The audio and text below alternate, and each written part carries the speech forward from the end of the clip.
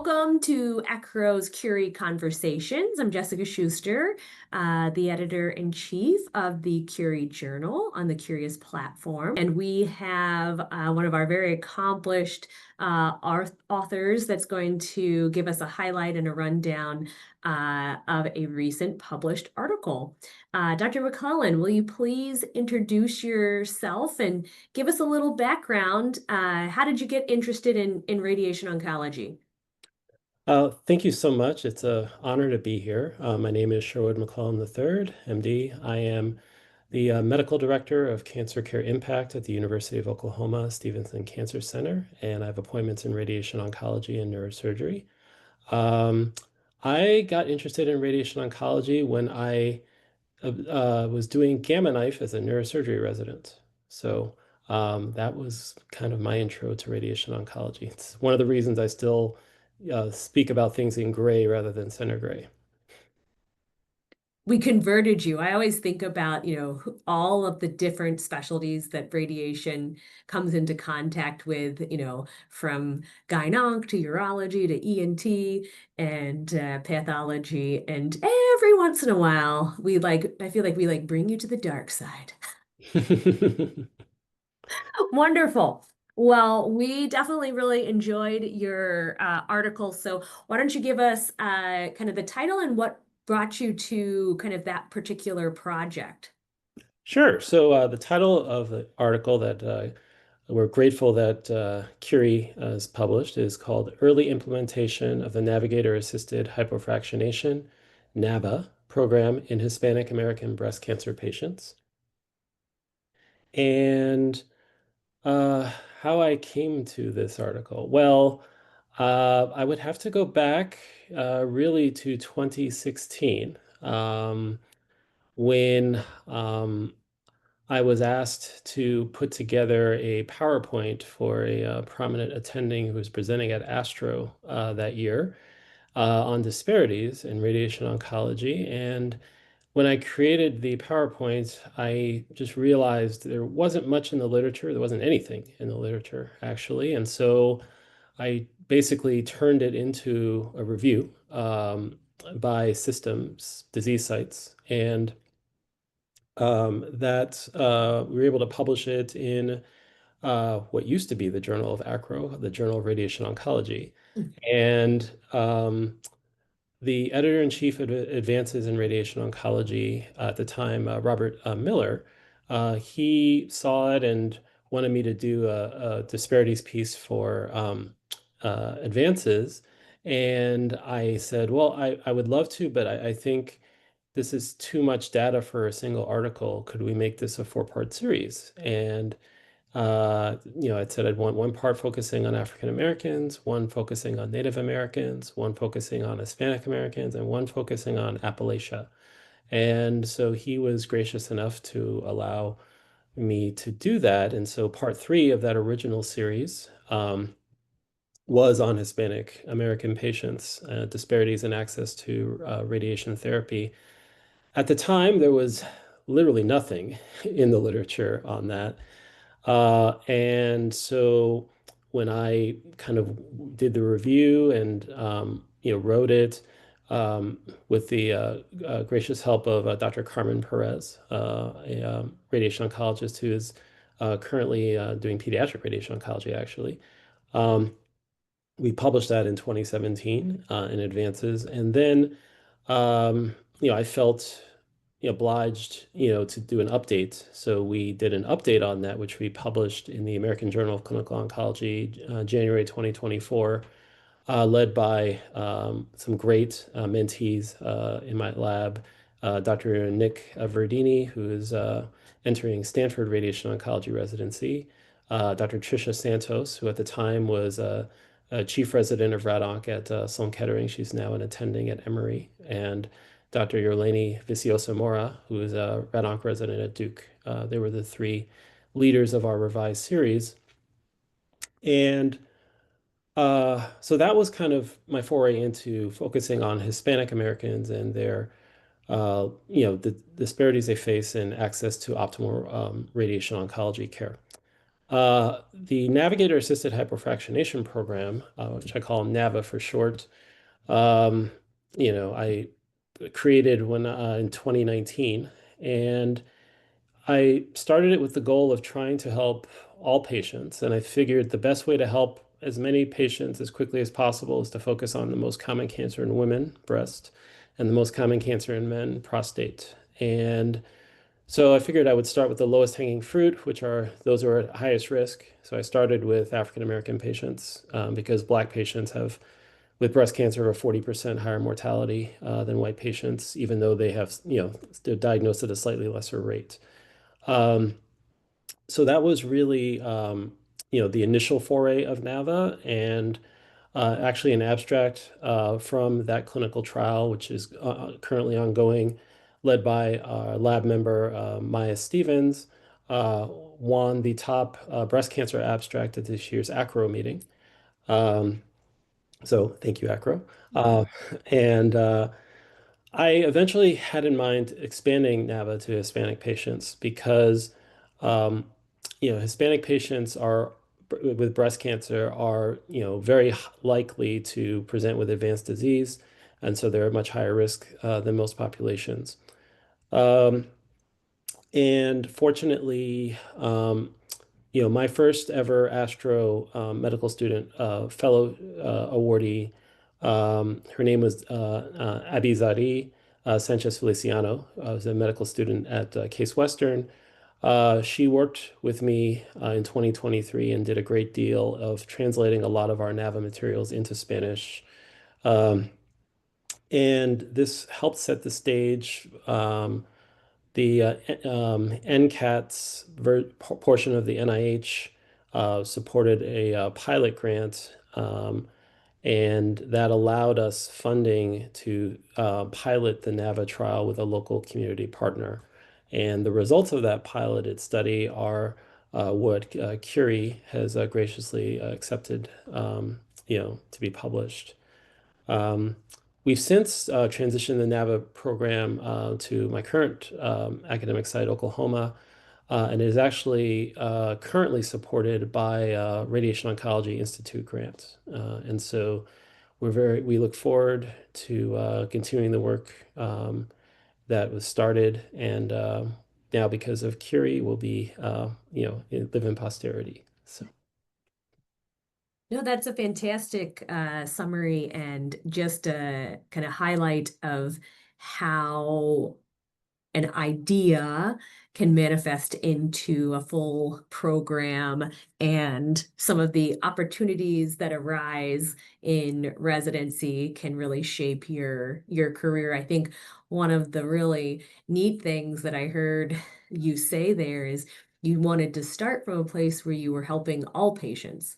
And so starting, what helps the most vulnerable patients probably helps all patients, and provides that kind of extra wraparound that sometimes you don't realize you need until you're right in that situation. So I think that is one of those things in disparities work. Yes, you're looking at specific subsets, but the end goal is so that all patients are helped. So why don't you share with us just a little bit about what you found from this particular article, and then that will lead us into kind of our last little bit about kind of what we take home from that. Sure. So the biggest thing we take away is that NAVA is feasible in Hispanic breast cancer patients. So I think, that's, because it's always nice in theory, but like you actually want to do it in patients. Fortunately, we were able to try it in volunteers before this pilot study, and we had actually published that result, but we had actually not done it in patients yet until this study. So I would say that's the big takeaway. Other takeaways are that one of the things that we try to assess, and through our surveys, there are kind of aspects of care. It's a model that was published in 1982 by Pachansky and Thomas, which looked at basically acceptability, accessibility, accommodation, affordability, availability, as ways to optimally assess what patient experience is like. And so we were able to start that from the survey data we gathered in the patients from this pilot study. So, and the other thing I would say is that we started with objective assessment of financial toxicity. And so that is a passion of mine as well, and that we were able to pilot that in this patient population. So I would say those are the main takeaways, and it's kind of, to be continued at the end. Yeah, no, fantastic. As you were kind of developing the program, both kind of original site and where you currently are, did you find any roadblocks that you feel like, man, I wish I had told myself this or somebody else had told me this before I got started? Uh, yeah, it's interesting. I don't know how many people are familiar with the movie series Die Hard with John McClane, but the classic theme of that movie is like the wrong place, the wrong guy in the wrong place at the wrong time. And I definitely felt that way with this program because, I treat CNS, I treat brain and spine, uh, and I'm, anything but like a superstar. Like again, I transitioned to rad onc. I wasn't like the people who came in and like were, publishing 10 papers as a med student and then you know, I know somebody, for example, who, matched, very well and literally like MD Anderson reached out to them and said, "Oh, we're sorry you didn't match with us, but please consider us when you're in attending." Like that's not me. Like I was not that kind of a superstar. But I realized that even if you don't consider yourself to be like the best, applicant or the best person to do it, the fact that you want to do it means something. And um, you know, so what I would say, because I faced a few challenges, when I started NAVAH actually when I was in Indianapolis as a resident, it was my PGY 2 year, and I remember we got this grant, local grant that I had applied for. It was a community partnership with the institution, and it was like it was like 20,000 or something, and I got notice that we'd been accepted, and I was like, oh, this is great. And then like 3 days before the grant was about to start, my community partner abruptly withdrew. And I, I tried to find another one. I did, but the awarding committee said, nope, that's it. It's rescinded. It's too late, and you can't get any more. That's it. So I was, yeah, I was quite distraught by that because I'd put in a lot of, effort, again, while being a PGY2 in, in getting this together.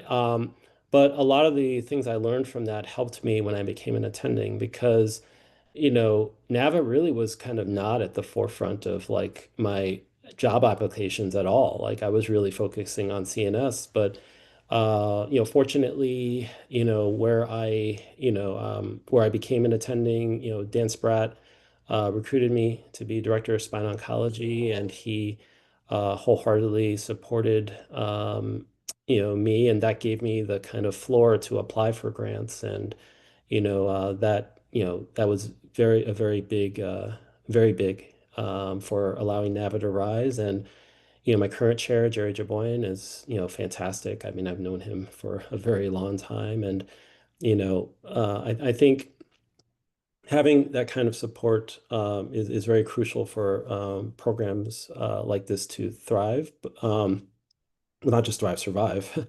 And I think that um, I'm very pleased that I was able to kind of put the work in because one of the initial criticisms that the NAVA program got initially, because one of the central tenets of NAVA is that if you shorten the course of radiation, you're going to increase completion rates.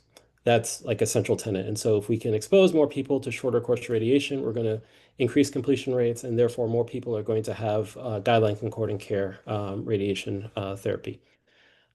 one of the initial pushbacks I got was like, well, there's no evidence that shortening radiation course will increase completion rates.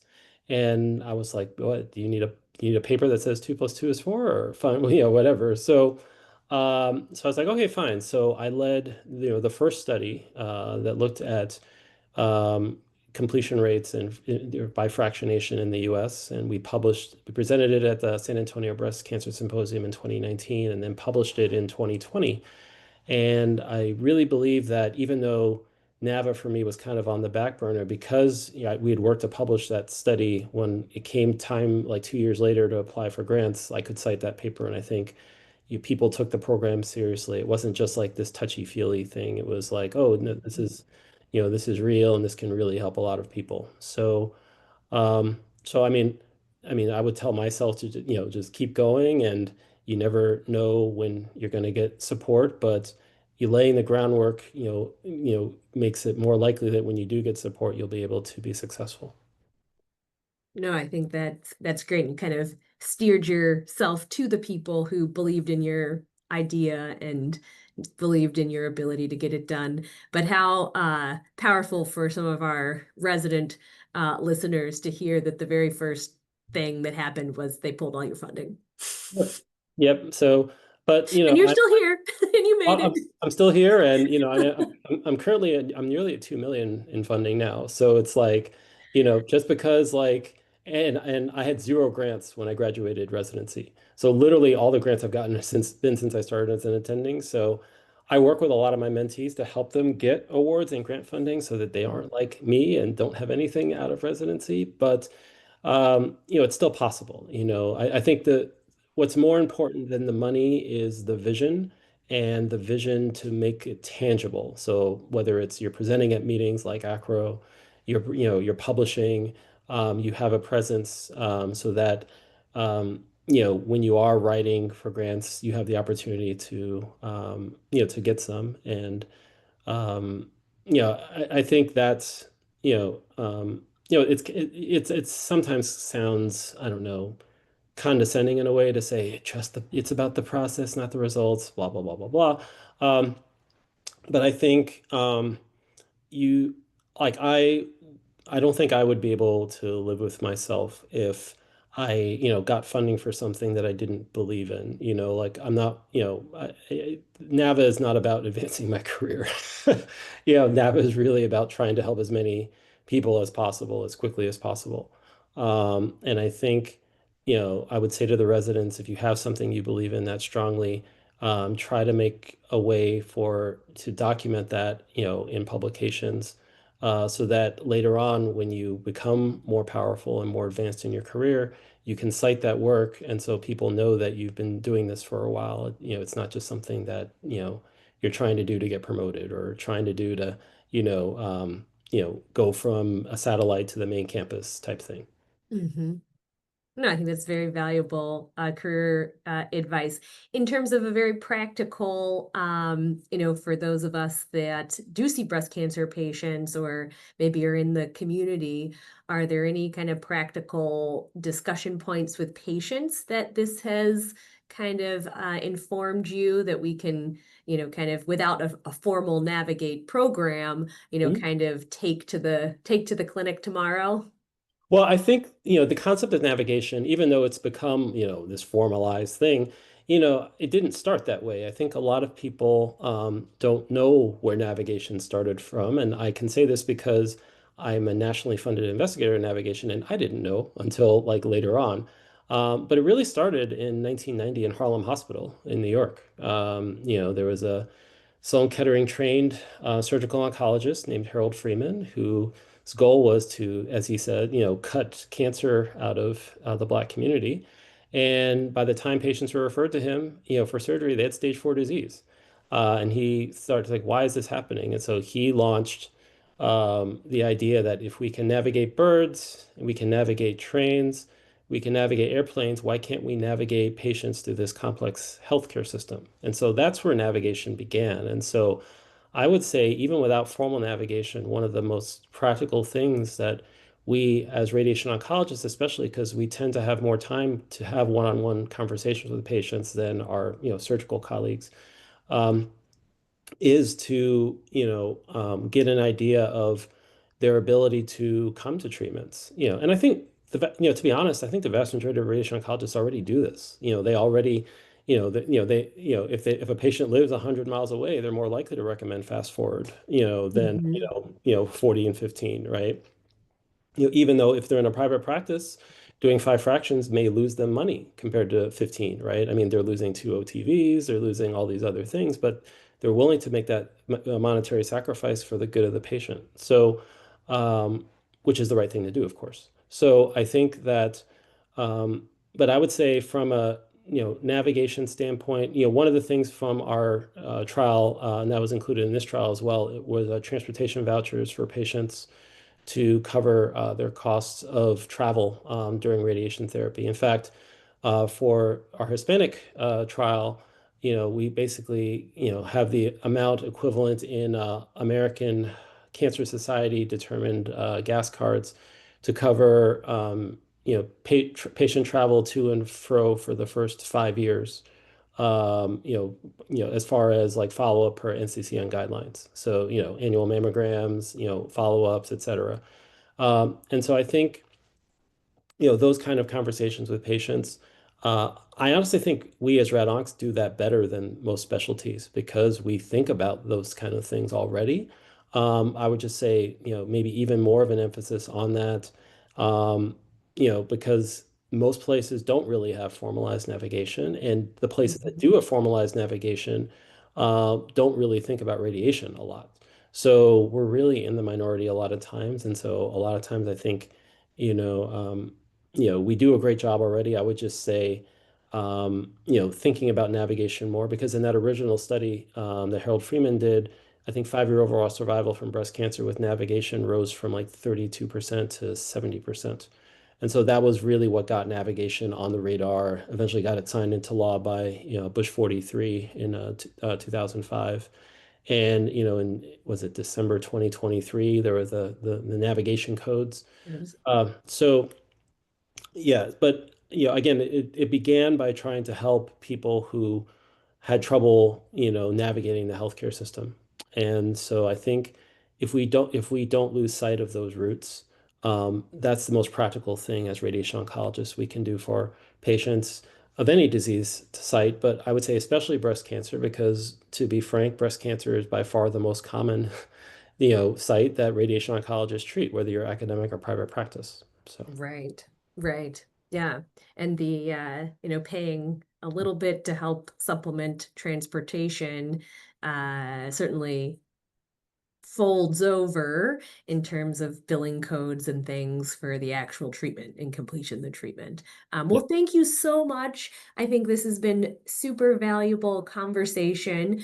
You're certainly welcome to have any last closing thoughts if you like.